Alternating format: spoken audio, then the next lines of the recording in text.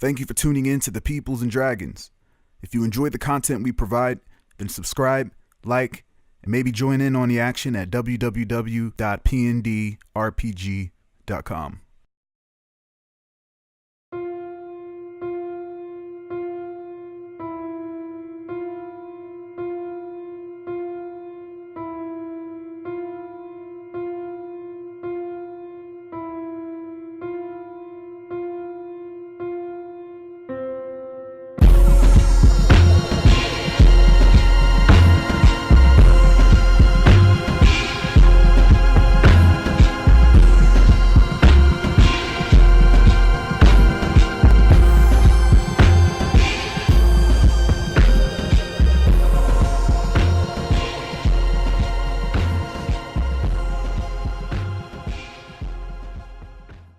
Episode 4. Torn City. Haven City. An ugly city. Cato V stands on top of an armored vehicle dressed in military fatigues with a megaphone up to his mouth and a pistol in the other. Blocks away from Governor Advocate's estate, Cato V and an ocean of Haveners, G0s and G1s alike, Solians, Dorinthians, Wardenaries, Nightskins, and all other races from various districts gather to remove Advocate from the seat of governor. However, standing opposed are just as many supporters of Advocate, as he was the one who forcefully began the fight against Gamma-type hate by removing Governor Gabucci, who would have had all Gamma-types quarantined inside the Gate Center or removed from the city entirely. Many Haveners have pledged their allegiance to him for that and support his views to allow Haven citizens to police each other, allowing a natural power structure to be formed. The issue was, Advocate was overtly maniacal and demonstrated cruel and callous acts, which brings us here today. A city torn by way of a civil war between followers of chaos and those of perceived order. All over the megapolis, its citizens war in the streets. We see the innocent and helpless G0s get slaughtered by opposing attackers and superior G1s using their awoken power to perform horrendous acts, all fighting over their city, but all unaware that their entire city is under attack by a force that is friend to none of them.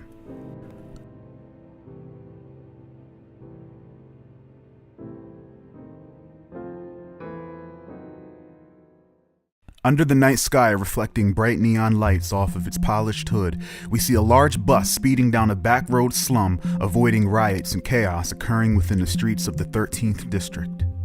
It plows past small groups of rioters but eventually flattens a small group of 5 attacking bystanders on its way to its destination. The bloodstained, menacing bus pulls into the back of a large warehouse nestled between clusters of ghettos. Emerging from it, we see members of one of the 13th District's most hated and evil syndicates, the Caretakers, an organized network of kidnappers who capture the lost and sell them to the highest bidder, likely to be abused and or cannibalized by the Survey Day, who have been their main clients since the beginning, lining their pockets with wealth. No matter how old or young, if you were alone in the Western Ward, you were a target. Especially during these crucial times. The Caretakers intend to capitalize off of this moment of great confusion and chaos by moving a busload of its victims under everyone's nose. We watch as a busload of ordinary women and children are shepherded off of the vehicle and into the building, their arms bound by unrelenting shackles designed to subdue the mightiest of ordinaries. One of the Caretakers walks up to the door to gain entry, and then as the last of its victims are led into the building, the door is shut behind them. The Caretaker signals for the victims to be ushered into the back of the facility, where we see cages of them along with torture chambers and brothel-themed bedrooms. Further in the back, we see their leader, Stefan Bayet, a dapper, greasy-haired man being entertained by strapping young men, bound in chains and forced to dance as he tosses darts at them. For decades, Stefan Bayet has lived like a god off of the fruits of his crime family's labor. untouchable and long sought after by his enemies, but remaining fortified in his hidden underground fortresses, occasionally rearing his ugly head up to the surface for long bouts of debauchery at the expense of others. Stefan puts down his wine glass and signals for the music to be stopped when he hears hard knocking at the front door. Stefan looks toward the others and asks if they were followed, to which they reply no, of course not. Stefan signals his armed men to tend to the front door as he gets up and heads to the back room. The caretaker complies and he and 4 others move toward the front door where the hard knocking continues. The rest of the caretakers take to their stations with guns drawn facing the front door of the building. On a countdown to 3, the caretaker swings the door open and points his rifle at a young man, his face blank with emotion. Standing at 6'1", a green-eyed male with a bizarre and improbable medium-length haircut. Virus Baseborn, an orphan turned street rat who has made a living terrorizing major crime families operating all throughout Haven, mainly for financial gain, general comeuppance, and to cripple those preying on the weak. Before the caretaker could get a word out, with one hand, Virus Baseborn plunges his sword straight through the man's stomach. Then using his telekinetic power, he forces the man's body upward as his sharp blade rips through the abdomen, spilling his guts out onto the floor. Virus then immediately pulls the other 3 toward him one at a time as they try their hardest to fight the strong telekinetic pull, but cannot keep their feet on the floor. Virus slices completely through the first guy's torso, then swiftly across the second man, decapitating him, then follows that up by shoving the last man into the wall with his elbow jammed into his neck, places his hand on his stomach and ignites it, causing it to explode from the inside with flames, sending charred intestine flying onto the floor. "Oh, it's a G1!" one of the guards shouts. And suddenly all of them begin firing their rifles at the doorway as Virus Baseborn creates a great dome of impenetrable ice as he marches forward with fire in his eyes. 3 caretakers rush down the stairs to see where the commotion is coming from when Virus sends 4 giant ice spikes flying toward them, killing them on contact and pinning them against the wall. The rest of the caretakers begin to retreat toward the back where Stefan escaped to, but not before Virus Baseborn creates a vacuum of wind that rips every door off of its hinges on the current floor and sucks everyone into Virus's room. A few naked caretakers pulled from the beds off of their rape victims and into Virus's whirling vortex of freezing hail. Virus Baseborn raises his hand as every bag, purse, wallet, and stick of credit levitates off of its surface and gravitates toward Virus Baseborn. Virus hears the roar of a motorcycle outside and turns to destroy the entire wall of the building with a massive quake, revealing Stefan fleeing in a sports car, following him one bodyguard on a motorcycle trying to keep up. Virus Baseborn sends all of the frozen guards flying out of the building onto the street and then begins to levitate toward the man on the motorcycle, practically flying. We see a panicking caretaker trying to maintain his balance on the bike while trying to gain speed.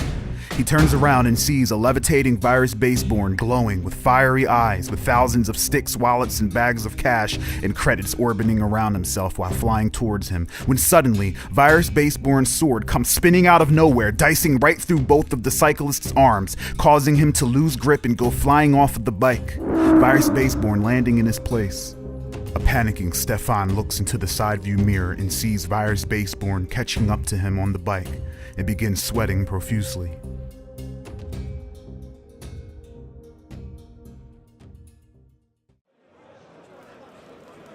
We see Seth Harrow perched up on a high building watching the chaos unfold below.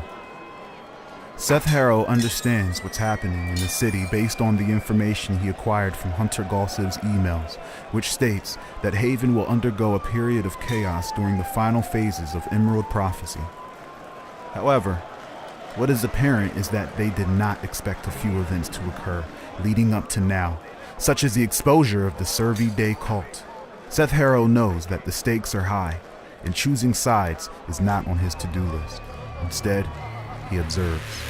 Suddenly, a large explosion occurs down in the streets below him. Peering through the scope of his rifle, he spots a large group of Advocate supporters battling it out with anti-Advocate rioters in the streets of the 13th District. Gamma type 0s making up the majority of the population, with gamma type 1s, those with awoken mutations, being the minority. What happens when you get an angry G1 ignorant of their own mutation and its limits, scuffling in the street over political views amidst a civil war? Bodies on top of bodies. Seth sees a young teen standing in the street who had just caused a minor supernova around her, leaving a dozen bodies burned into silhouettes of ash at her wake. The remainder of the rioters throw down their weapons and begin to flee down a smaller road. The teenage girl looks at her hand, surprised at her awoken power, when a group of vehicles come barreling down the road toward her. Seth zooms in and sees an innocent family of 4 fleeing in their sedan from 2 vehicles filled with crazed anarchists swinging chains and various weaponry out of their window while firing at the vehicle. The family doesn't know they are heading straight toward their death on their current path. In one quick motion, Seth loads special rounds and fires a shot into the hood of the crazy's car. The anarchist looks over his shoulder at the hood and sees a bullet explode into a liquid that begins to spread across the entire vehicle, devouring every metal part of it completely, causing them to spin out and crash into the wall, leaving the passengers rolling down the street, mangled as their flesh is severely pulled off of their bodies from the scraping of the street. The teen sees the car headed toward her and begins to panic as she begins to glow once more. With quick reflexes, Seth fires a round that purposely grazes her skull, as well as hitting a fire hydrant behind her. As expected, the girl goes unconscious, causing another supernova, however much smaller in scale, as a blast of water sends her flying into the opposite direction into a heap of garbage and debris, saving herself and the others. The oncoming family sedan swerves around the incapacitated G-Type and continues flying down the street doing 80 miles per hour, fleeing their crazed Cato V supporters. Seth picks up his sniper rifle and begins running along the rooftop, his long, lanky legs making gazelle-like strides before leaping clear off of the roof toward the next building. In midair, he presses a button which activates high-tech inside of his classy, fancy shoes. That causes the air under his feet to become dense enough to leap off of to reach the next building. The attackers manage to catch up alongside of the family sedan and begin firing waves of bullets into the vehicle, screaming, "Death to Advocate, he's evil, he's a monster!" The man shouts, then seemingly hesitates, thinking about what he just said and what he's doing, and then raises his pistol and begins clapping at the back seat of the sedan. Pat, pat, pat, pat, pat. 2 bullets fly into the chest of the eldest son, sitting in the back seat, and one final bullet blows his head off, sending brain matter flying onto his little brother next to him, who begins shrieking in complete terror, soon joined by their mother in the passenger seat when she realizes her son has been hit.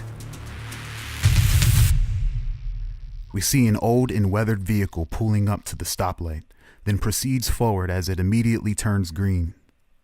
Inside of the vehicle, we see an old and seasoned off-duty constable, Looper Kin, short and stocky, crammed into his driver's seat like a tooth and gum, his dark hair, eyes, and skin complementing the stark red contrast of his WWC-issued uniform. Plain and simple as most law-abiding ordinaries come, as displayed by his classic taste in motor vehicles, we see Looper Kin taking in the scenery of his beloved home district, minding his own business, unaware of giant emeralds and a citywide civil war. Looper is enjoying the peace of his day off. That means the news channel off, music on, and free from the face of death for it. The family sedan crashes into front of Looper's car, spinning both his and their vehicle completely around, totaling both vehicles and sending Looper's head crashing into the windshield, shattering it completely. Looper, slightly disoriented with blurred vision, pulls his head out of a bed of broken glass. Most born in Western Ward are descendants of mine workers, and as such have various genetic differences. Looper is not a superhuman by any means, but his natural genealogical makeup grants him an enhanced physical ability with the added benefit of being able to take hard beatings without heavy internal injury and broken bones. Looper crawls out of his vehicle and gets himself to his feet and sees the crazed attackers yanking the injured family members out of their vehicle while vandalizing their advocate bumper stickers. The crazies pull the mother by her hair, taunting her, while the others stomp the father out in front of their son. Looper yells out, telling them to stop what they're doing immediately. They look over and tell him to fuck off and brandish their guns. Surprised at how fast this has escalated, Looper's eyes widen and he crouches down behind the vehicle for cover. What the Looper thinks to himself. He reaches for his kinetic impact firearm, but remembers it's not with him. He then hastily reaches for his WWC stun baton, takes a deep breath, and makes his way over to the crazies. Seth pulls his eye away from his scope and continues to watch from his binoculars while taking a sip of his Smaven's milkshake. We cut back to the crazy, his arm cocked back with vibro machete in hand, ready to put the woman out of her misery, when Looper appears behind him, grabs it and breaks his wrist, then headbutts him in the back of his head, knocking him out cold.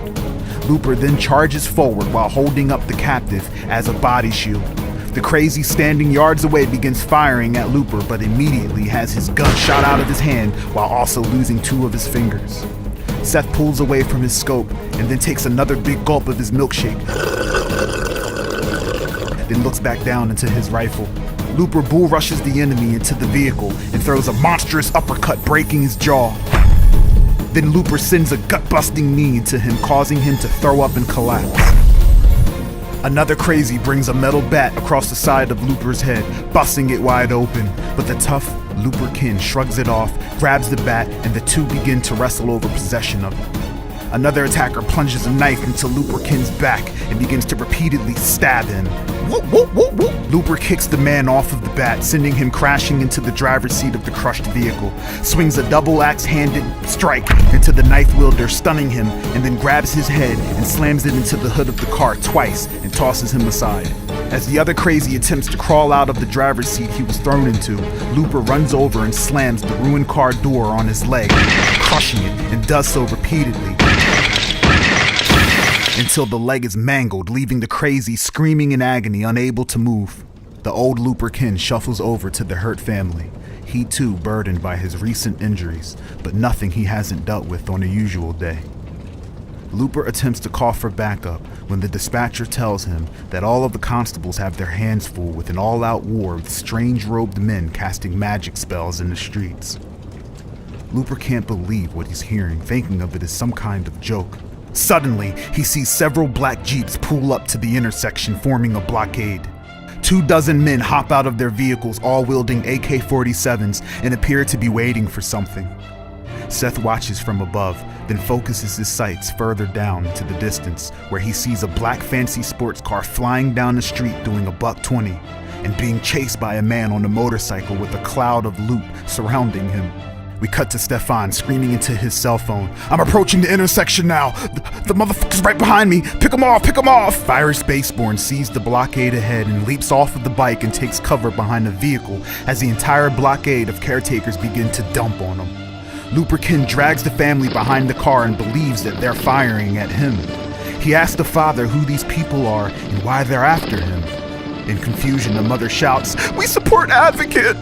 Looperkin, a bit out of the loop, recalls the political tension, but all of this? Stefan Bayet gets out of the car and jumps into another vehicle and begins to speed off. However, Virus Baseborn sees and hears this and refuses to let the only man who knows the location of every underground human trafficking network in the Western Ward escape. Virus stands up amidst the gunfire with arms extended and with incredible willpower and might stops the speeding vehicle in its tracks with his telekinetic power.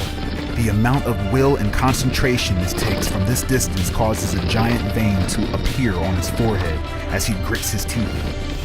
A bullet hits Virus in the arm, causing him to lose grip a bit, but with one great expenditure of willpower, Virus launches the vehicle containing Stefan up into the air, completing a series of flips as the vehicle lands upside down on top of the majority of the caretakers, killing some of them outright. Looper sees this and charges from the opposite end, dipping behind various cars to avoid oncoming gunfire. Virus Baseborn continues his push forward despite his bullet wound while holding up a dome of ice around him, protecting him from gunfire, sword ready.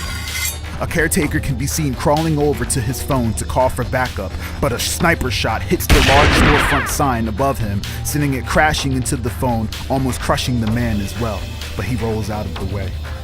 Looper reaches a small group of them and first grabs the rifle from the first enemy, spins him around and begins choking him with it while using him as a body shield, and then begins spraying rounds at the other enemy's legs, sending a handful of them collapsing to the ground. Virus leaps over the car and comes crashing down with a knee into an enemy's face, then slashes the arm off of one of the gun wielders, captures the gun mid-air with his telekinesis, and begins using it to provide cover fire as he begins slicing and striking down others with profound and finesse combat maneuvers. Seth Harrow watches and is completely impressed at Virus's ability to multitask. Looper tosses aside his body shield and kicks an oncoming attacker in the knee, snapping it into two, and then mushes him to the ground, following it up with a 3 haymaker combo to another enemy. A rifleman jumps up on the hood of a car behind Looper and fires at him, but the bullets crash into a wall of fire erected behind Looper. Looperkin then rips a manhole cover from its place and sends it flying into another attacker. Virus, Baseborn, and Looperkin combat 20 plus caretakers in the intersection until they were all down for the count and unconscious, or diced and slaughtered by Virus's blade. Both Looper and Virus, out of breath, drop to their knees. Virus keeps his eye on Looper and backs up while holding his arm in pain.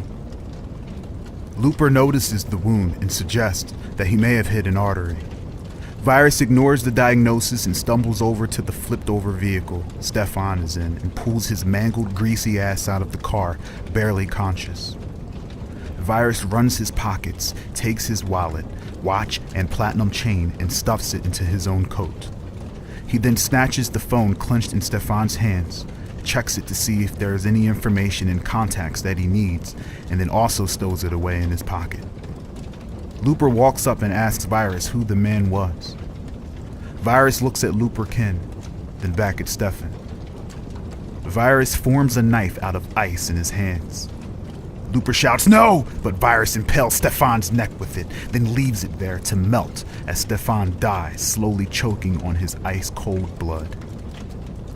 Virus shoots Looper a look and then thanks him for his assistance and walks away, as floating bags of loot and credits levitating behind him trail. Looper turns around to see the destruction in his wake, then glances up at the rooftops from where the sniper shots were coming from, but sees no one. Looper then turns and notices the giant emerald off in the distance.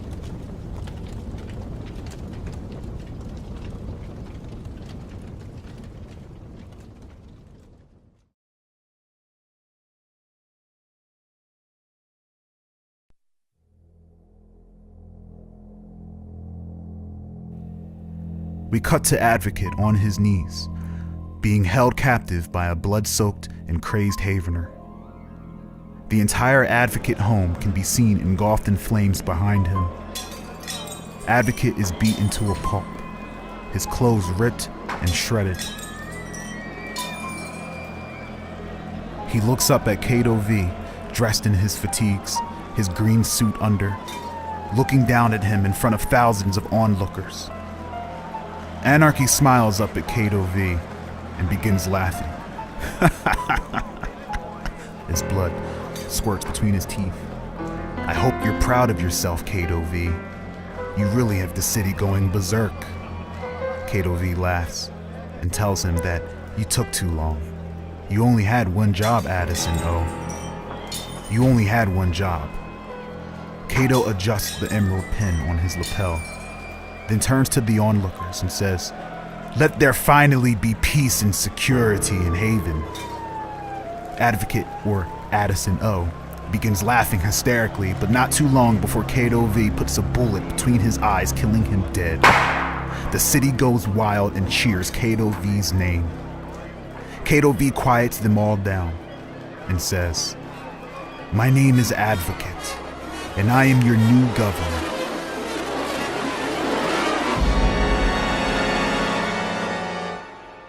This information falls on everyone's ears, and those who did not hear it eventually hear this, as all the Nightskin begin to whisper this into every non-Nightskin's ear, and once they hear it, they immediately begin to cheer and chant for their new governor, Advocate. Advocate smiles and looks up into the sky and says, "Praise the green gods."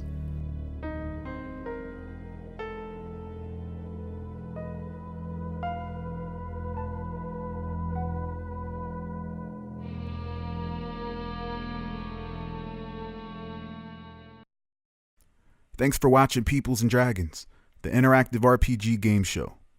I encourage everyone to jump into our comment section to participate in the lore contests, as well as visit our Patreon page to learn what perks come with your support for our machine.